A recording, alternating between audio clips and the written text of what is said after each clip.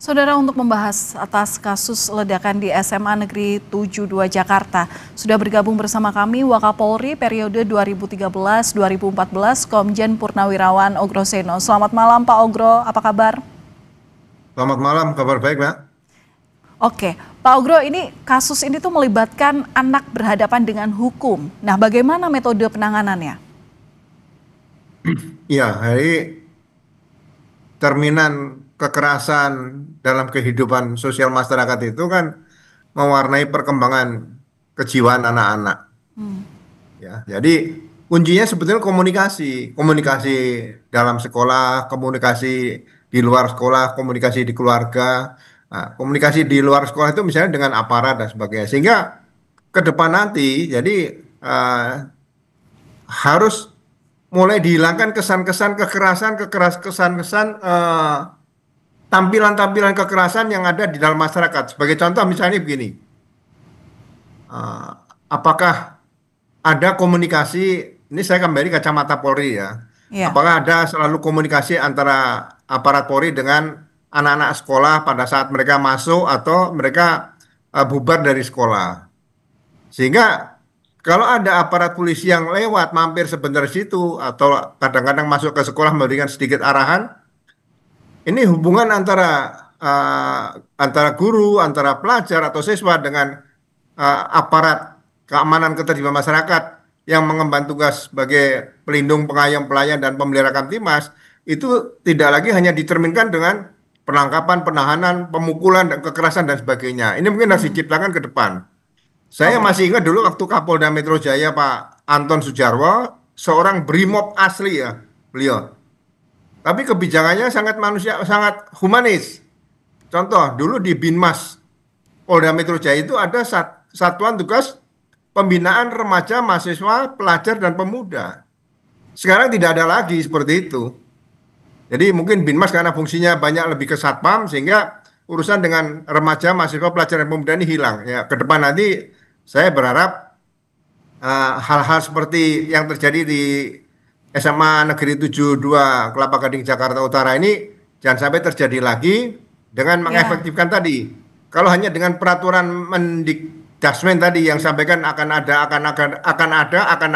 ada terus, itu solusinya terlalu lama. Jadi sekali lagi Hmm. yang perlu dibangun adalah komunikasi, ya. Oke. Sebagai contoh juga saya dilihat di Amerika. Di Amerika itu ada polisi universitas atau university police. Sehingga masyarakat mau bicara dengan polisi kapan saja bisa bicara di situ. Seperti itu, Mbak. Oke, metode pendekatannya ini dilakukan komunikasi dan dilakukan secara humanis. Tapi pendekatan yang seperti apa untuk bisa mengungkapkan motif ini begitu? Ya, aturan-aturan intern sekolah harus ditegakkan. Misalnya begini, saat saya SMA itu ada kawan yang pada saat kepala sekolah memberikan pelajaran itu dengan berbicara sendiri langsung dipanggil dan diberi skorsing selama 1 minggu. Karena diberikan skorsing 1 minggu, dia kesulitan sendiri. Bisa-bisa suatu saat nggak naik kelas seperti itu. Nah, sanksi seperti ini harus ditegakkan. Jangan dengan pukulan dan sebagainya. Karena ini anak-anak seperti itu. Jadi sekali lagi, kesan-kesan kekerasan, pendekatan dengan kekerasan ini harus benar-benar dihindarkan terhadap anak-anak yang masih berada dalam dan area pendidikan dasar dan menengah tadi di situ. Oke, sampai sekarang memang penyelidikan masih dilakukan oleh polisi. Dan sejauh ini Kapolri bilang baru satu terduga pelaku yang berstatus anak berhadapan dengan hukum. Nah, analisa Anda, Pak Ogro, bagaimana pola yang dirancang terduga pelaku atas peristiwa ini? Ya, ini kan anak-anak persoalan anak berhadapan dengan hukum nih. Jadi pendekatannya adalah pendekatan yang dilakukan secara humanis juga, Ya. melibatkan psikolog di situ sehingga bisa digali keterangan-keterangan yang ada. Mudah-mudahan pendekatan seperti ini akan memberikan kesan ke depan bahwa tindakan kekerasan terhadap yang dilakukan oleh aparat itu sudah tidak ada lagi. Tapi benar-benar bisa digali sehingga mereka bisa cerita yang sebenarnya. Ya, saya memberikan contoh juga nih begini. Pada saat saya pernah menjadi Kapolsek, seseorang diperiksa anggota itu dengan dikata-katain dengan kata-kata agak kasar lah. Dia diam saja. Tapi karena dia sebagai pelapor waktu itu dan diduga dia pelaku penggelapan uang lah. Akhirnya saya ajak makan karena bulan puasa, makan sahur. Saya ajak makan sahur aja. Nah, dia Ya, cerita Pak. oke.